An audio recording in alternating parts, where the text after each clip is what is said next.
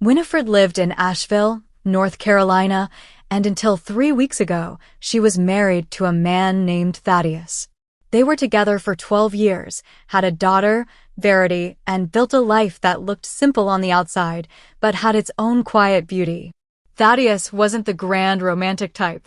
He wasn't the kind to write long love letters or plan surprise vacations, but every morning he made Winifred coffee before she got out of bed. Every Friday, he brought home a tiny bouquet of white tulips from the same farmer's market. Every night, even the bad ones, he told Verity a story that ended with the same line, "You're the best part of my whole world." He was a pediatrician, beloved in the hospital, respected, even envied by some, but when he came home, he left that world at the door. He became Thaddeus the husband, Thaddeus the dad, the man who watched terrible cooking shows with Winifred, the man who cleaned the gutters without being asked. When he died, everything stopped. It was a heart attack. He was out for a morning run before work, just like he always did. When Winifred didn't hear him come in by 7:15, she checked his location. The pin wasn't moving. She called, no answer. She called again, no answer. 15 minutes later, her phone rang. It wasn't him. It was a number she didn't recognize.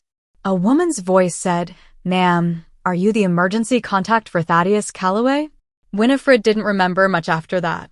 She remembered Verity asking why she dropped the phone. She remembered Laurel, her mother, driving her to the hospital and saying nothing. She remembered the nurse's eyes when she walked into the waiting room. The nurse didn't have to say anything. Winifred already knew. The days after blurred into each other. People brought casseroles. Her sister, Octavia, flew in from Phoenix. Armistead, Thaddeus's younger brother, drove in from Charlotte and handled all the paperwork. Laurel stayed with them, sleeping on the pull-out in Verity's room. Everyone told Winifred to take it slow. "Don't think about the funeral yet," they said. "Give it time." But the funeral came quickly, like grief was on a schedule she hadn't agreed to. Winifred didn't want to plan it. She didn't want to see his name printed on a program. She didn't want to pick out music or flowers. But she did because there was no one else to do it, and because Verity asked if she could read something for him, and Winifred told her yes. It was supposed to be small, just family, a few friends, his colleagues, but word spread. The room filled with faces Winifred hadn't seen in years, some she didn't recognize at all. And then she saw her, Zadie Rivers. Tall, poised, dressed like she'd stepped off the cover of a magazine. Thaddeus had dated Zadie in med school. They were serious once. He told Winifred about her early on in their relationship. He said she was brilliant and ambitious and didn't want the same things he did. That was the end of it, or at least that's what Winifred thought. Zadie didn't speak to Winifred when she arrived. She didn't nod, didn't offer condolences. She just found a seat near the center aisle like she had every right to be there. Armistead gave a short eulogy. It was simple, honest, exactly what Thaddeus would have wanted. Laurel spoke too. Her words were a little more emotional, a little shakier, but kind. Verity got up with a crumpled paper in her hand and read a poem she wrote about my daddy who made pancakes better than anybody. Winifred didn't speak. She had planned to. She had something written down, but when she stood up to walk to the front, her legs wouldn't move. Her chest tightened. She sat back down. People nodded. They understood. No one expects a widow to be strong at her husband's memorial. But then Zadie stood up and everything changed. In that moment, Winifred didn't feel like Thaddeus's wife. She felt like a stranger at her own husband's funeral. Everything she believed about them. Their marriage, their home, the life they built, was suddenly under a spotlight she hadn't asked for. Winifred had no idea what Zadie was about to say, but the way she stood there, the way she held the room with just her presence, Winifred knew it wouldn't be kind, and she knew she wouldn't forget it. Zadie stood up in the middle of the room like it was her right. There was no announcement, no signal. She rose slowly, confidently, smoothing her dress with one hand as if preparing for a speech she had waited years to give. Winifred could feel her heartbeat in her throat. She didn't move. Neither did anyone else. Zadie cleared her throat. "I wasn't planning to speak," she began, "but when someone like Thaddeus passes, you realize how many things go unsaid." There was a pause, a respectful one, the kind people give when they assume what's coming will be heartfelt, maybe even healing. But then she smiled, a tight, practiced smile, and continued, "I knew Thaddeus before most of you. Before the white coat, before the house in the hills, before the pancakes and poetry and front porch swings. I knew him when he still talked about working overseas, saving lives, doing something extraordinary." Her voice was smooth and controlled. She was speaking to everyone and no one. Winifred's skin tightened. Laurel reached across and rested her hand on her knee. Winifred didn't look at her. Zadie went on, "When we were younger, we had dreams. We were reckless and wild and full of hope, and Thaddeus was so alive then, passionate, unapologetic. He used to say he didn't want a quiet life. He wanted one that mattered." People were listening, really listening. Winifred could feel their attention shifting, not just to Zadie's words, but to what she might be implying. Winifred wanted to interrupt, to ask someone to stop her, but she couldn't move. She was holding on to Verity's hand, and she could feel her small fingers curling tighter. Then Zadie delivered the line that changed everything. He always regretted marrying her.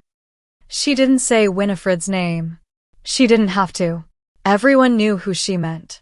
Every single person in that room turned their eyes to Winifred. Some looked stunned, some embarrassed. A few looked curious, like they were waiting to see if she'd break.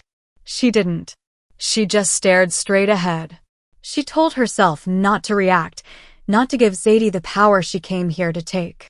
But inside, something cracked. Zadie kept talking. "I'm not here to start anything. I loved Thaddeus once. I always respected him, but truth deserves a place at the table too." Armistead stood then. He didn't say anything, just shifted behind her as if positioning himself to step in if she went any further. But she got the message. She stepped back and sat down, smooth as ever, like her words hadn't just fractured the room. The silence that followed was loud, the kind that echoes inside your ribs. Someone coughed. Someone else whispered, "Did she really just say that?" Verity leaned against Winifred, and she could feel her confusion. She didn't understand what Zadie meant, not entirely, but she knew it was cruel, that it was about her mother, that it wasn't supposed to happen here. Laurel leaned in. "Do you want to go?" she whispered. Winifred shook her head. She wasn't going to let this be the ending, not for Thaddeus, not for Verity, and not for herself. She thought of the sealed envelope in Mr. Gallagher's briefcase, the one Thaddeus had left with instructions to be read only if necessary. He told the lawyer in writing. He had written it just weeks before his death. Winifred hadn't read it. She didn't even know what was in it, but she trusted him, and now, with the room divided, with doubt hanging in the air like smoke, she realized this was what he meant. It was necessary. Mr. Gallagher looked over at her. He had been sitting quietly in the back, waiting for the ceremony to finish. He caught her eye and gave her the smallest nod. She nodded back.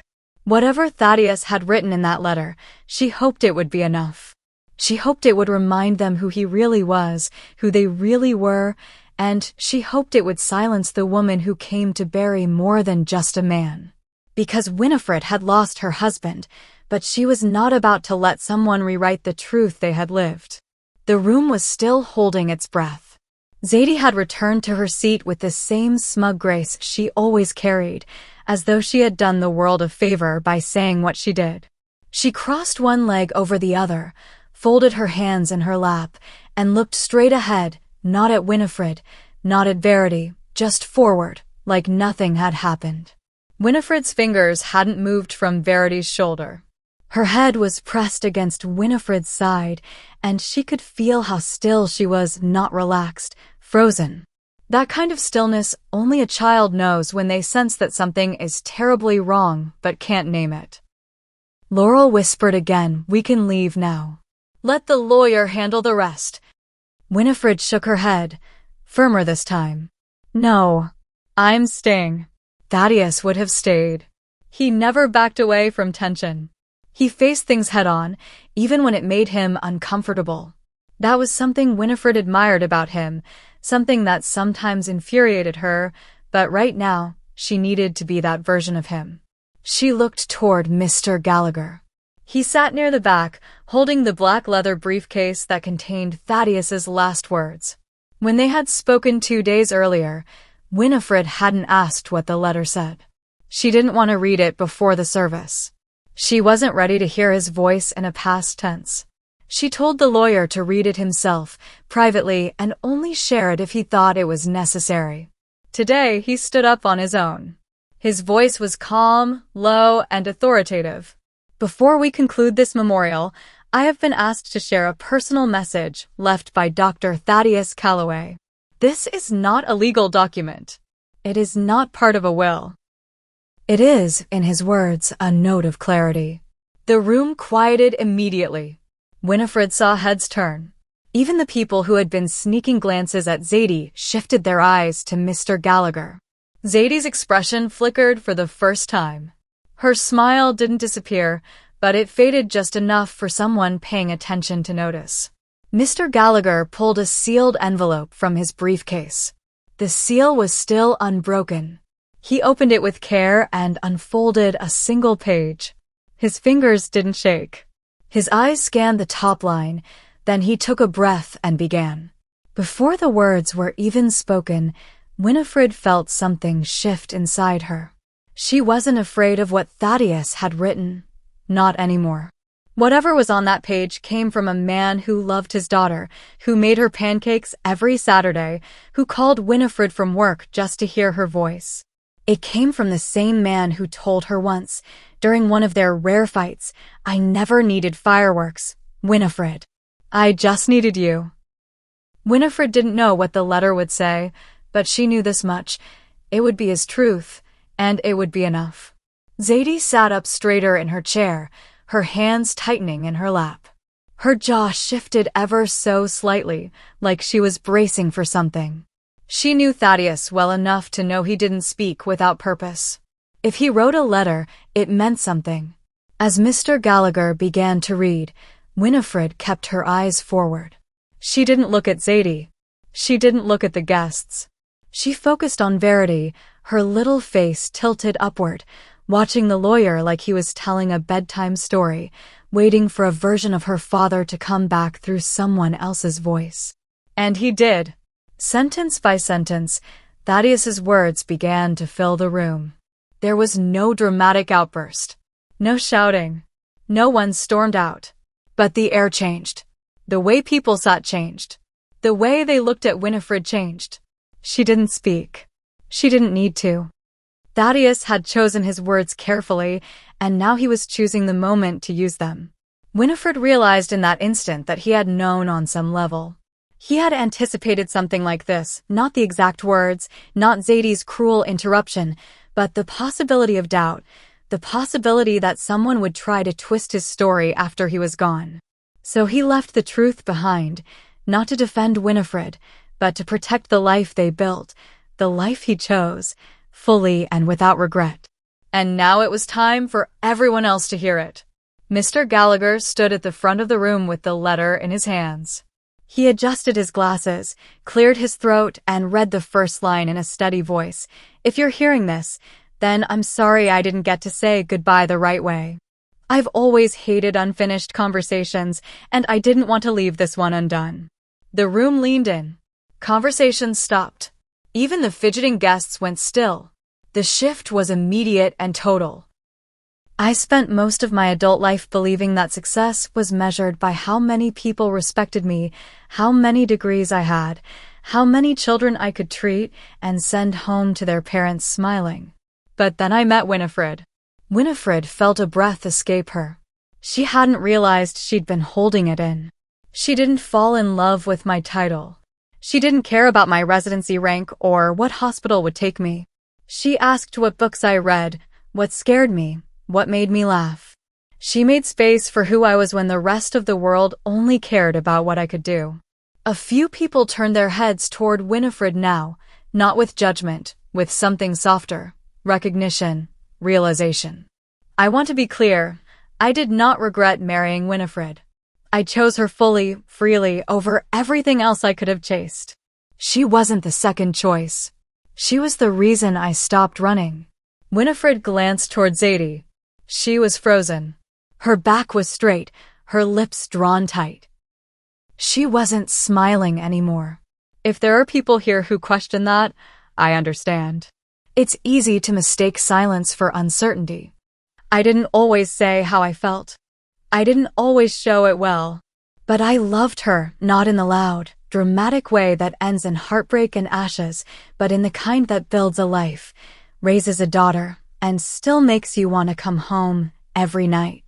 Winifred's eyes blurred, but she didn't cry. Not yet. She wasn't ready for tears. She was too focused on listening to him. It felt like Thaddeus was still here, like he was standing beside her, hand resting on her shoulder, reminding everyone who he was and who they were. To my daughter, Verity, I hope one day you understand how much your mother held this family together. I hope you inherit her strength, her heart, and her stubborn belief in love, even when it hurts. And to Winifred, if anyone ever makes you feel like what we had wasn't real, you don't have to prove them wrong. You just have to remember that I knew it was. The lawyer paused, not dramatically, just enough to take a breath. That's the end, he said quietly, and he folded the letter. The silence that followed was heavier than anything Zadie had said. It was the kind of silence that doesn't ask for clarification. It answers everything. There was no debate left in the room, no question about what Thaddeus wanted, what he valued, or who he trusted to carry his memory forward. Zadie sat still, her eyes forward, her jaw tight. She didn't stand up again. She didn't speak. The attention she had stolen with a single sentence had been ripped away, not by retaliation, but by truth clean, undeniable, and final. People began to turn their heads again, but this time toward Winifred. Their expressions had changed. Some looked ashamed, some looked relieved. Some just nodded gently, as if to say they saw her now, maybe for the first time that day, not as a figure in mourning, but as Thaddeus's chosen partner. Verity slipped her hand into Winifred's. Her grip was small but firm. She smiled, just a little, and leaned her head against her mother's arm. Armistead approached quietly, stood beside Winifred, and whispered, "He always knew who he was with you." She nodded. She still hadn't spoken, not a single word since Zadie's attack, and she didn't need to. Thaddeus had said everything she couldn't. People began to rise. They walked toward Winifred, some to give hugs, some just to say thank you.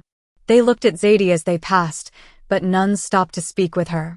She remained seated, alone now, surrounded by the silence she had created and could no longer control. She rose slowly, adjusted her purse, and walked out without a word. And, just like that, she was gone. After Zadie left, the room began to feel lighter, not cheerful, not healed, but cleaner, like the storm had passed and the air could finally breathe again. People trickled out in small groups. Some hugged Winifred, some just placed a hand on her shoulder and whispered a quiet, "I'm so sorry."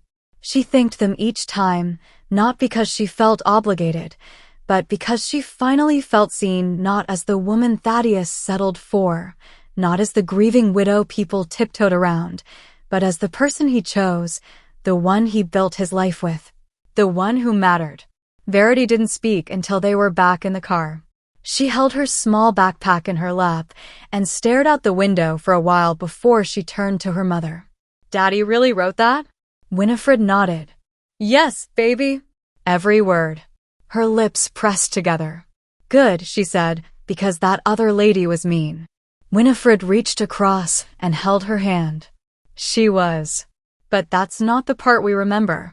When they got home, Laurel made tea like she always did after anything emotional. She didn't ask questions. She just placed the cup in front of Winifred, sat down, and folded her hands in her lap. "You held yourself together with more grace than most people could manage," she said. "I didn't feel graceful. You didn't need to. You just needed to be true, and you were." Winifred thought about that word, true. It had come up in Thaddeus's letter. It had rung in her ears when he wrote, "You don't have to prove them wrong."